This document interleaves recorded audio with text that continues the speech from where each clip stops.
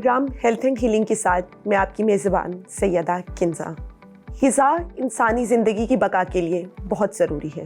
ग़िज़ा क्या होनी चाहिए, कैसी होनी चाहिए, कब होनी चाहिए और क्या क्या होनी चाहिए, इस पर बात करने के लिए मैंने आज मदऊ किया है डॉक्टर मोहम्मद यूसुफ कुतू साहब को, जो पिछले 15 साल से मुख्तलिफ गवर्नमेंट इंस्टीट्यूशन में एज अ फूड न्यूट्रिशनिस्ट काम कर रहे हैं और इस वक्त department of food science and nutrition में अपने फ़राइज़ मनसबी सर अंजाम दे रहे हैं। बहुत शुक्रिया सर, आप तशरीफ़ लाए और आपने टाइम निकाला हमारे लिए। सबसे पहले इतने अहम मौजू पर बात करने से मैं आपसे एक छोटा सा सवाल करना चाहती हूँ कि मुतवाज़न ग़िज़ा क्या है। हमारे नाज़रीन को बताइए कि मुतवाज़न ग़िज़ा किस तरह से आपको सेहतमंद बनाती है।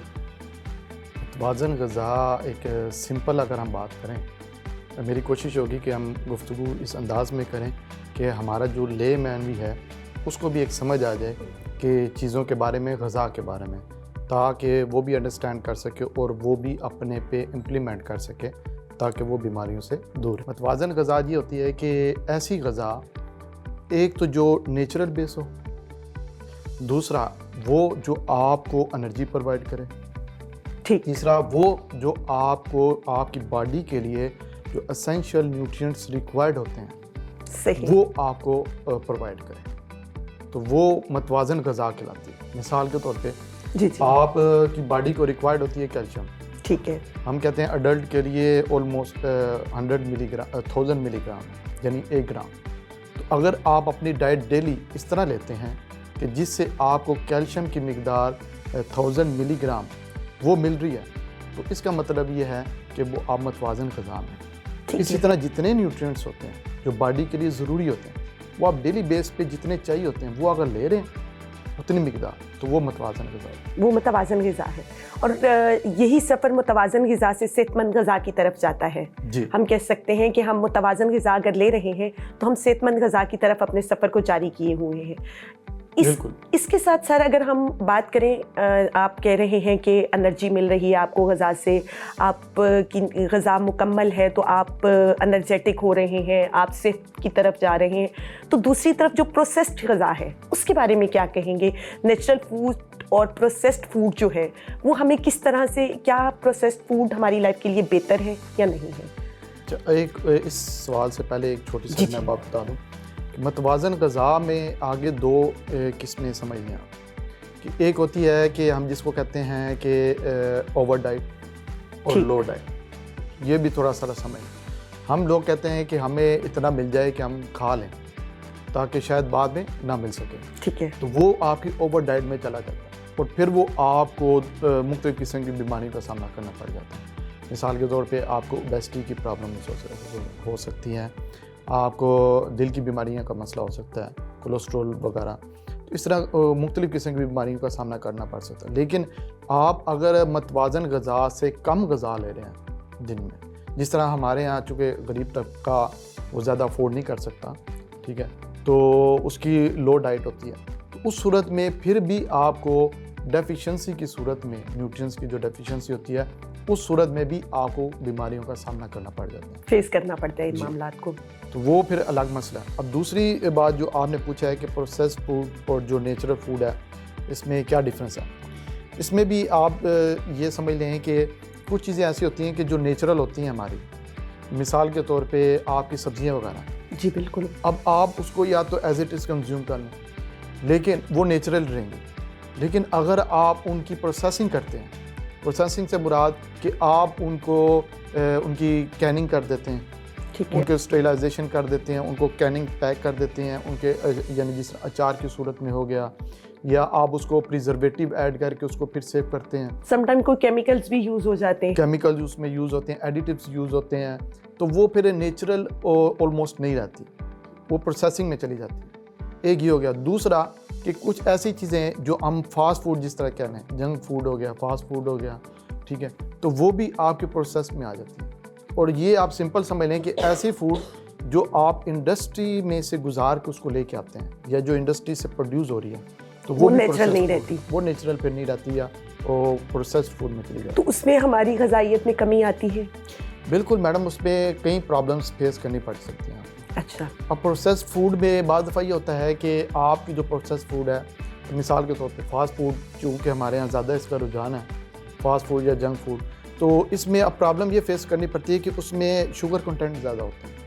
अच्छा, प्रोसेस्ड फूड में आप देख लें कि आपकी जो बंद है, ठीक है, ये बंद क्या लें, बर्गर क्या लें, तो वो उसमें कार्बोहाइड्रेट यूज़ की जाती है, उसमें आपकी शुगर ज़्यादा यूज़ होती है, उसके बाद आपकी फ़ैट वो ज़्यादा यूज़ होती है। अच्छा। सोडियम इनटेक उसमें उससे ज़्यादा हो जाता है, ठीक है। उसमें फिर एडिटिव्स कुछ ऐड किए जाते हैं ताकि उसको प्रिजर्व करने के लिए उसमें आर्टिफिशियल कलर, फ्लेवर्स, प्रिजर्वेटिव्स, तो इस तरह की चीज़ें ऐड की जाती हैं। अब इससे क्या होगा, इससे मसला ये बनता है कि जब आप शुगर ऐड करते हैं तो शुगर भी रिफाइंड होती है। सही। और हम मैक्सिमम लोगों को यही बताते हैं कि आप मैक्सिमम रिफाइंड जो शुगर है, जिसको हम टेबल शुगर कहते हैं, जो आपकी टेबल पे होती है वाइट ठीक कलर, है, तो आप उससे अवॉइड करें।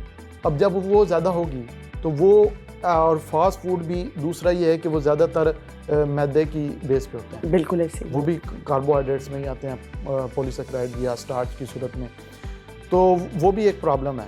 तो उससे ज़्यादा कंज्यूम करने से आपकी जिस्म के अंदर शुगर लेवल इंक्रीज होना शुरू हो जाता है, ठीक, डायबिटीज़ का प्रॉब्लम होना शुरू हो जाता है, ठीक हो, फिर आपकी ओबेसिटी वाले प्रॉब्लम स्टार्ट हो सकते हैं। अच्छा। इसके बाद जब आप शुगर उसके फैट इनटेक, और फैट भी अगर अनहेल्दी हो, क्योंकि इन्होंने तो अपनी सेल करनी होती है चीज़ें, बिल्कुल, तो वो फोकस नहीं करते कि क्वालिटी को, मोस्टली ज़्यादातर, बिल्कुल। तो जब आप फैट इनटेक ज़्यादा करेंगे और फिर उसमें भी अनहेल्दी, तो उससे आपको दिल की बीमारियाँ लगना शुरू हो सकती है, ठीक, उसमें आपका कोलेस्ट्रॉल बढ़ना शुरू हो सकता है, ठीक, आपके जो ब्लड क्लॉटिंग, और उसमें आपकी फिर ब्लड की फ्लो, फिर बीपी का हाई होना, ठीक है, तो वो आपको प्रॉब्लम स्टार्ट हो सकते हैं। और तीसरा ये कि फिर आप जब उसमें सोडियम ज़्यादा मिकदार में होता है, अब जब सोडियम ज़्यादा मिकदार में होगा तो वो भी आपकी दिल की बीमारियों का बायस बनना चाहिए, ठीक है। और इससे इन चीज़ों से आपको न्यूट्रिएंट्स की जो मिकदार है वो बहुत कम, जो हमें चाहिए होती हैं बिल्कुल नहीं,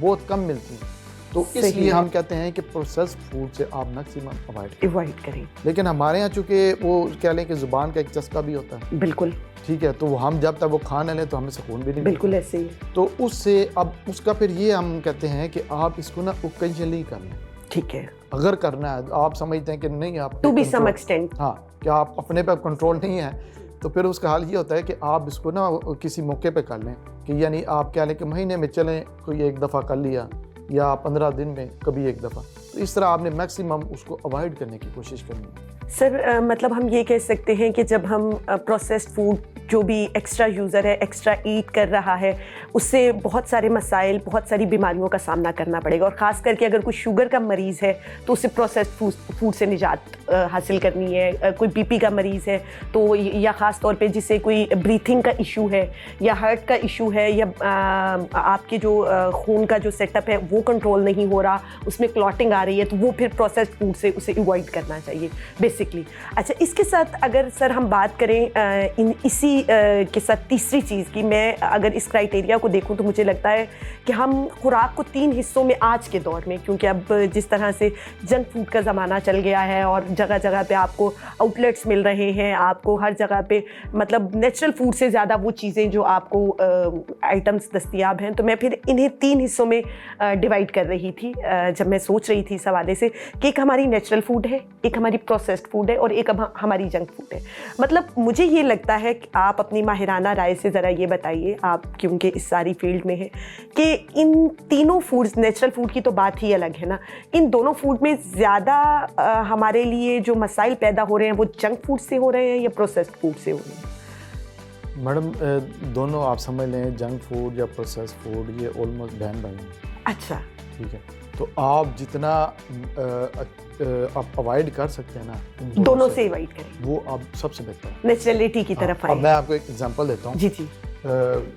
पाकिस्तान में एक एरिया ऐसा है, नाम नहीं उसका मेरे फ़िलहाल ज़हन में, वो पहाड़ी इलाका है। अच्छा। उस पर रिसर्च की गई तो वो पता चला कि वहाँ के लोगों की एक तो एज ज़्यादा और बीमार नहीं होते। अच्छा। अब जिन्होंने रिसर्च की तो वो देख के हैरान कि वहाँ पे जितने लोग हैं उसकी वजह ये थी कि वो प्रोसेस्ड फूड नहीं खाते, उससे दूर थे, वो बिल्कुल दूर, और वो सिर्फ और सिर्फ नेचुरली फूड पे ताज़ा ग़िज़ा और ताज़ा चीज़ें, और यही वजह थी कि वो लोगों का जो बीमारी की रेशो ऑलमोस्ट ना होने के बराबर है और वो हेल्दी है। तो यही चीज़ एनर्जेटिक भी होंगे, काम भी ज़्यादा है और हार्ड वर्किंग भी करते हैं और बीमारियों से भी दूर है। तो इससे हमें भी ये भी बात समझ आती है और रिसर्च के बाद भी और मुख्तलिफ जो साइंटिस्ट हैं उनकी भी रिसर्च, अगर आप पब्लिकेशनें या रिसर्च पढ़ें तो सब एंड पे कंक्लूजन ये निकलता है कि अगर आप समझते हैं कि अपने आप को हेल्दी रखना है तो फिर आपको नेचुरली फूड की तरफ ही जाना पड़ेगा। वो ही आपकी बेहतरीन ग़िज़ा, नेचर इज़ द बेस्ट, बेहतरीन है। और अगर आप उसको प्रोसेसिंग में ले आते हैं, प्रोसेसिंग की वजह से काफ़ी न्यूट्रिएंट लॉस हो जाते हैं, ठीक है, और फिर वो बाकी जो प्रॉब्लम्स जो मैंने पहले आपसे डिस्कस किए वो आना शुरू हो जाता है। बिल्कुल सही। तो फिर बेहतर नहीं है कि आप नेचुरली फूड की तरफ लें। हम टाइम, चूँकि लाइफ बिजी होती जा रही है, बिल्कुल, और वो हम कहते हैं कि जी हम इंस्टेंट कोई काम करें कि हमें शॉर्ट टाइम के लिए कोई चीज़ बनाना ना पड़े और हमें बनी बनाई चीज़। वो एक जुमला आपने सुना होगा कि मेहनत में अज़मत है। बिल्कुल ऐसे। जब आप मेहनत इस काम में नहीं करेंगे ना, उसका मतलब यह है कि अब आप अपनी हेल्थ को ख़राब करने की कोशिश कर रहे हैं। बिल्कुल ऐसे। तो बेहतर यह है कि आप अब हमने ऑब्ज़र्व किया है और सर्वे भी हम काफ़ी करते रहते हैं, उसमें हमने देखा है कि जो पेरेंट्स हैं, चलें वो अब जो भी उन्होंने जिस तरह भी लाइफ गुजारी है तो गुजारनी तो अब भी बेहतर चाहिए, लेकिन वो अपने बच्चों की जो तरबियत है वो भी इस हवाले से ठीक नहीं कर रहे। बच्चों को लेके जा रहे हैं फास्ट फूड में और आप देखें वो खुद प्रोवाइड कर रहे हैं, ये चीज़ें खुद प्रोवाइड कर रहे हैं और वहाँ पे इतना रश लगा हुआ है कि जिसकी वजह से वो जगह नहीं मिलती। इससे हम ये कह सकते हैं कि हमारे पेरेंट्स में इस चीज़ की कमी या शऊर की कमी, माज़रत के साथ शऊर की कमी बहुत ज़्यादा होगी है मैडम, बहुत ज़्यादा होगी। उसकी वजह है कि पेरेंट्स ने ही तो बच्चों की तरबियत करनी है। बिल्कुल, बच्चों को माँ की पेट में या गोद में तो नहीं पता चलता ना कि हमारे लिए खाने कौन सी वाली चीज़ है या नहीं है। वो तो आप जो देंगे वो उसने यूज़ करनी है। तो अगर आप उसको इस ट्रेंड पे लगा देंगे तो आप देखें कि आजकल के बच्चे को, छोटे छोटे बच्चे हैं, ऐनक लगी हुई है, ऐसे ही, ठीक है, और ओबेसिटी का वो शिकार, बिल्कुल ऐसे ही, ठीक है, और जो बेचारे गरीब हैं वो हड्डियों का ढांचा बने, बिल्कुल ऐसे। मुतवाज़न ग़िज़ा तो कहीं पे मौजूद ही नहीं है ना, नज़र आ रही है, उसकी अवेयरनेस ही नहीं है। ऑब्वियसली ये एक एजुकेशनल प्लेटफॉर्म है और हमारा काम ही अवेयरनेस देना है लोगों को। बेसिकली जब तक ये अवेयरनेस नहीं आएगी, हमें क्या खाना है, कैसे खाना है, किस तरह से खाना है और किस रूटीन के साथ खाना है। खाने की चीज़ें बहुत सारे लोगों के पास बहुत कुछ होता है और फिर वो उससे इतना ज़्यादा इस्तेमाल कर देते हैं कि वो ओवर ईटिंग की तरफ चला जाता है। सर, इसी के साथ एक और चीज़, आजकल बच्चे दूध नहीं पीते, और क्या दूध की प्रोडक्ट बहुत ज़रूरी है या दूध नेचुरली दूध पीना ज़रूरी है या इसके डेयरी प्रोडक्ट्स के मुतबादिल भी प्रोडक्ट्स को हम यूज़ कर सकते हैं? इसके बारे में काइंडली थोड़ा सा हमें आगाह कीजिए। मैडम, पहले तो सबसे पहले ये ज़रूरी है कि वालिदैन को समझना ज़रूरी है, ठीक है, कि जब बच्चा पैदा होता है तो उसके लिए कौन सी चीज़ ज़रूरी है। हमारे यहाँ जो फीडिंग प्रोसेस है वो आहिस्ता आहिस्ता कम होता जाता है। बिल्कुल ऐसे। अब उसकी वजह से क्या होता है कि बॉडी की जो इम्यूनिटी है वो डाउन होना शुरू हो जाती है, डिक्रीज हो जाती है। डाउन होने के बाद फिर वो आगे बीमारियों का जो अटैक होता है वो ज़रा जल्दी होना शुरू हो जाता है और मैक्सिमम होना शुरू हो जाता है। उसकी वजह से फिर क्या होता है कि बचपन में ही आप अनहेल्दी वाली लाइफ गुजारना शुरू कर देते हैं। तो जब हमें कुरान मजीद में बताया, अल्लाह पाक ने बताया, अल्लाह के नबी ने बताया कि जब आप बच्चा पैदा हो तो उसको फीडिंग करवाएं, बिल्कुल, ठीक है, और वो उससे क्या होगा उसको टाइम पीरियड भी बताएं, बिल्कुल। जब हम उस प्रोसेस में नहीं जाते और उसको हम फार्मूला मिल्क या डब्बों वाला जो दूध है वो देना शुरू करते हैं, तो क्या ख्याल है आपका कि क्या उसकी इम्यूनिटी बढ़ेगी?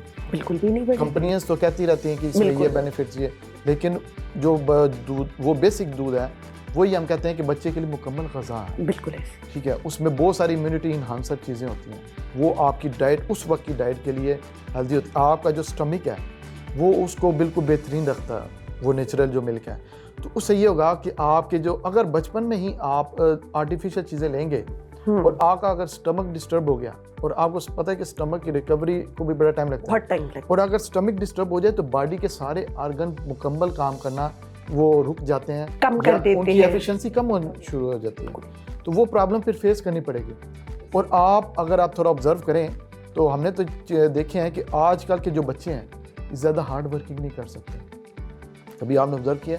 दूसरा ये है कि इनकी इम्यूनिटी लेवल कम है, ठीक है, और ये आजकल के जो बच्चे हैं वो ज़्यादातर शाय किस्म के हैं, ठीक है, वो मम्मी डैडी बच्चे हैं, ब्लंट नहीं है, सामने नहीं आते, सामने नहीं, ज़्यादा सोशलाइज नहीं होते, और वो ज़्यादा उस तरह के इस लिहाज से वो एक्टिव नहीं है कि जो आपकी मेंटली और बॉडी के लिहाज से स्ट्रॉन्ग होना चाहिए।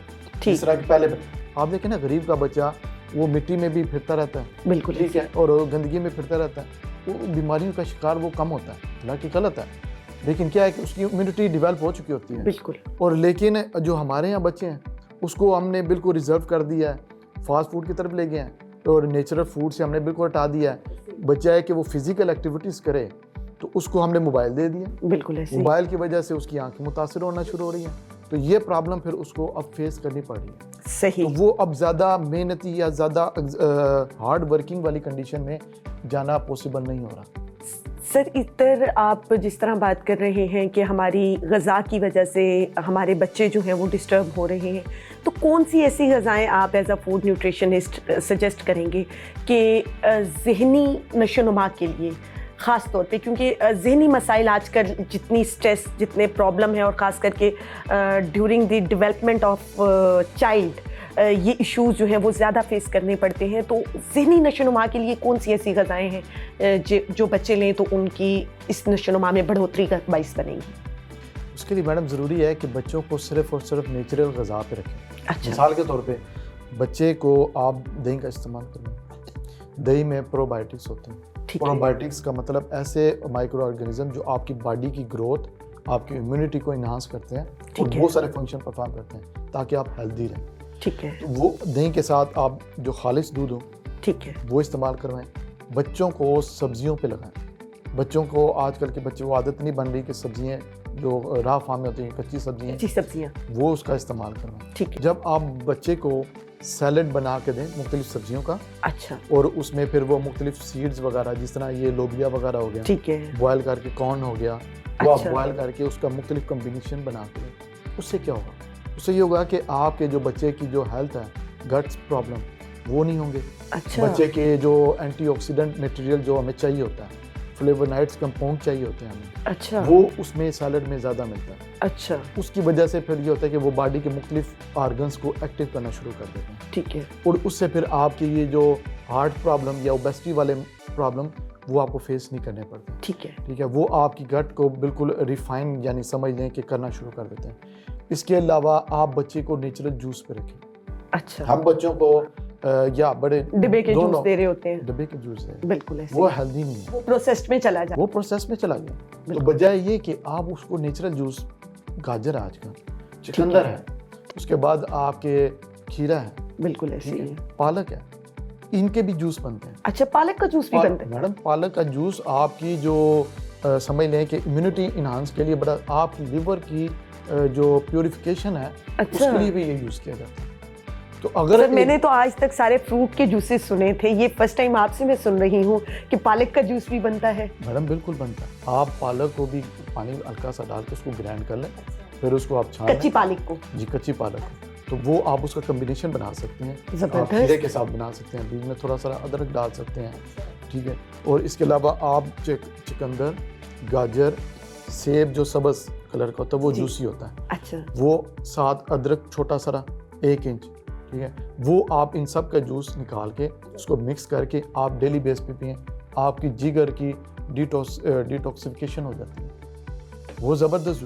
तो अगर आप नेचुरल चीज़ें बच्चे को या बड़े दोनों के लिए डेली बेस पे आप देना शुरू करें, तो बहुत सारी जो हम डॉक्टरों के पास जाके देते हैं वहीं पे हम, एक डॉक्टर की फीस कितनी है? मिनिमम तो 1000 है ना। बिल्कुल। आगे उसने मेडिसिन लिख देनी है 2000 रुपए की, वो लिख देगा ऐसे ही। मेडिसिन की फिर साइड सर, अब मेडिसिन कहाँ 2000 की, अब तो बहुत महंगी हो गई है ना। बिल्कुल, बहुत महंगी हो गई, ऊपर से फिर उसके साइड इफेक्ट भी है। बिल्कुल है। तो वो चीज़ें आपने सारी बर्दाश्त कर लेनी है। तो नेचुरल चीज़ें अपनी ग़िज़ा, अपनी सेहत पे लगाएं। इसके साथ आप नट्स यूज़ करें, बादाम, काजू, पिस्ता, ये बच्चे को आप थोड़ा थोड़ा उसकी पॉकेट में, बेहतरीन एनर्जी सोर्स खजूर है, बिल्कुल, खजूर अच्छे वाली यूज़ करें।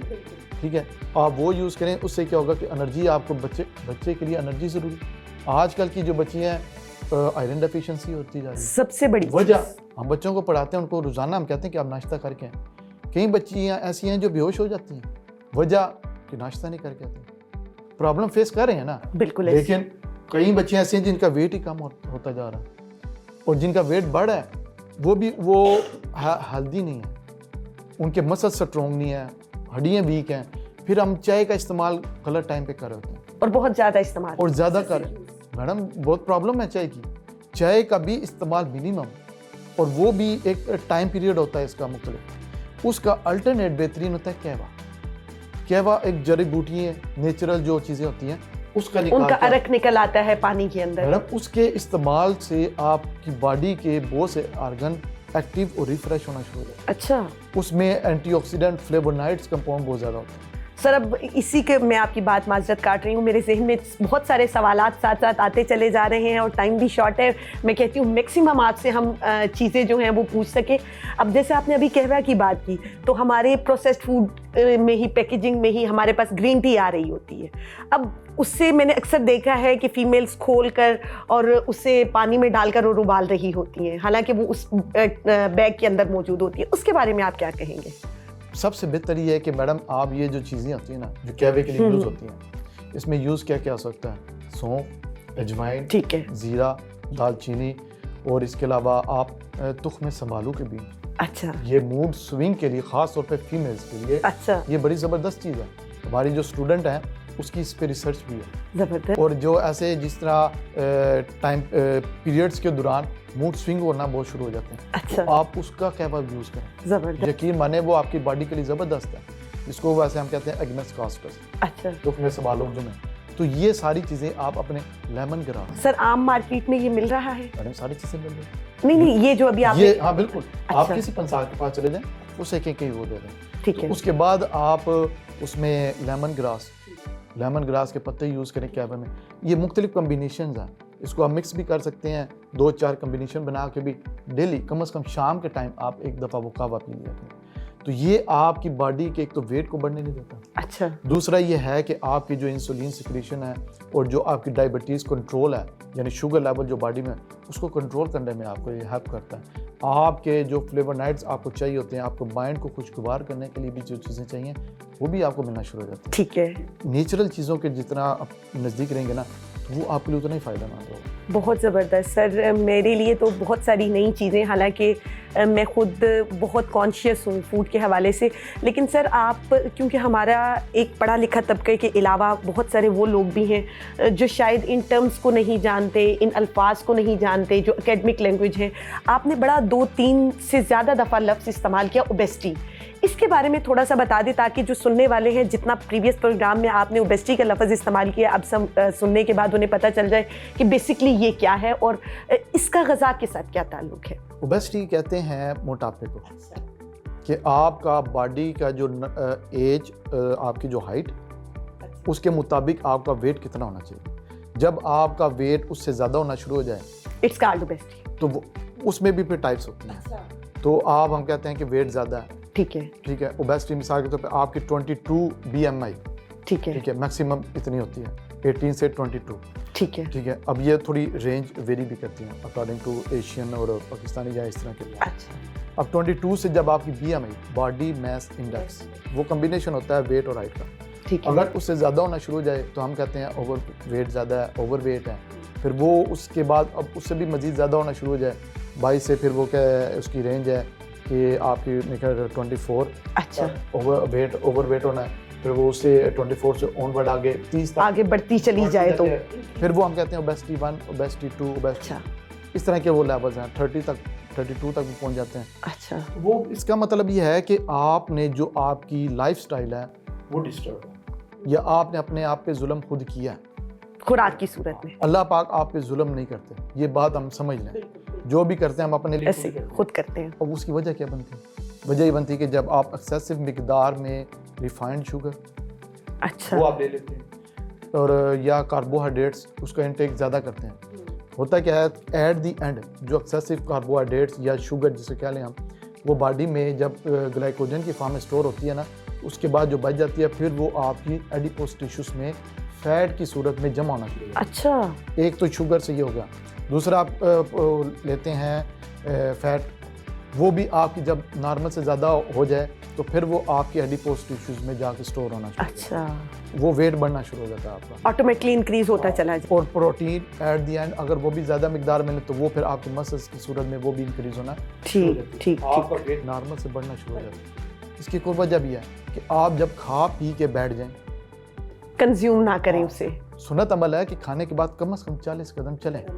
हम तो नहीं चलते, हम तो सारा दिन बैठते हैं, ऑफिस वर्क है, खा के बैठ गए। बिल्कुल ऐसे। दूसरा ये है कि आम रूटीन में खाते हैं, वॉक नहीं करते, बैठ जाते हैं। और फिर बाज़ लोग ऐसे भी होते हैं कि वो उनका वेट ज़्यादा होता है, वो कहते हैं जी हम वॉक करते रहते हैं, ठीक है, लेकिन वेट कम नहीं होता। वजह कि बॉडी आपकी रेजिस्ट कर रही है, वो अब आपकी जो वॉक है वो नॉर्मल रूटीन में चली गया, बॉडी यूज्ड टू होगी। अब उसको ज़्यादा फोर्स चाहिए कि आपकी बॉडी में जो फैट है उसको रिड्यूस करने के उसके लिए आप एक्सरसाइज भी करें, साथ आप किसी अच्छे डाइटिशियन से डाइट प्लान भी, तो तब जाके आपकी बॉडी का फैट रिड्यूस। ओबेसिटी बीमारियों की जड़ है, जिस तरह हम कहते हैं ना कि कब्ज़ मुलमराइज है, वो भी बीमारियों की जड़। इसी तरह ओबेसिटी वाला भी मसला ये होना शुरू। अच्छा, मेरी सजेशन है कि वैसे कम से कम महीने में एक दफ़ा जाके ना किसी जो सरकारी हॉस्पिटल है उसको एक चक्कर लगा लेना चाहिए। किस लिए सर? वजह यह है कि वहाँ जाके पता चले कि जो पेशेंट आए होते हैं, जो एडमिट होते हैं, वो किस तकलीफ़ को फेस कर रहे होते हैं या किस तकलीफ़ से गुजर रहे होते हैं। तब जाके आपको अल्लाह की वो नेमत जो सेहत की सूरत में मिली है, तब उसकी कदर होगी। फिर शायद आपको समझ आए कि मुझे आप इस जगह पे आने से पहले ही अपने आप को बेहतर कर लेना, वो मेरे लिए बहुत सूटेबल। बहुत शुक्रिया सर, बहुत शुक्रिया। और इतनी ज़बरदस्त किस्म की गुफ्तगू, बिल्कुल दिल नहीं चाह रहा कि प्रोग्राम का इख्तिताम किया जाए। बहुत सारे सवालात अभी रहते हैं जो आपसे करने हैं, और बहुत सारी मालूमात ऐसी हैं जो आपने नाज़रीन को आपकी तवज्जुह से दिलवानी है। मुझे इंशाल्लाह आपको अगले प्रोग्राम में ज़रूर मदद करते रहेंगे, और आपकी इन बेहतरीन जो आपके पास मालूमात हैं, आपकी राय है, वो अपने नाज़रीन को दिलवाते रहेंगे।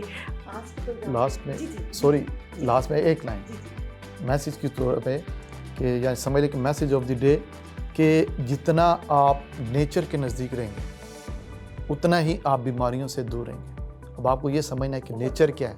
नेचर से मुराद हर वो चीज़ जो कुदरत ने पैदा की है और इंसान के लिए है, और उसको कंज्यूम करना वो इंसान के लिए बेहतर है। तो लिहाजा जितना आप नेचर से नज़दीक रहेंगे, बीमारियों से इंशाल्लाह उतना ही दूर रहेंगे। बहुत शुक्रिया सर, बहुत शुक्रिया। और इसी के साथ प्रोग्राम का इख्तिताम करते हैं।